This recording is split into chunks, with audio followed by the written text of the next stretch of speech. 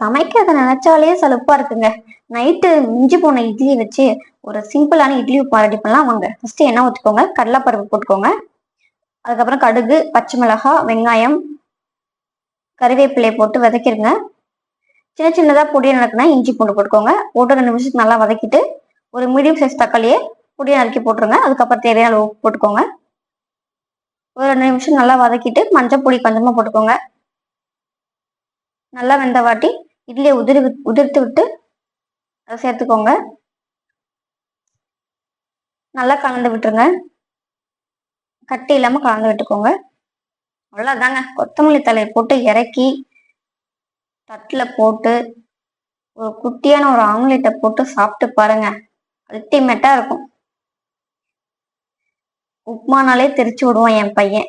இந்த உப்புமாவை சாப்பிட்டுட்டு அவனே டேஸ்டா இருக்குன்னு சொல்லிட்டாங்க. அதுதான் என்னால் நம்ப முடியல.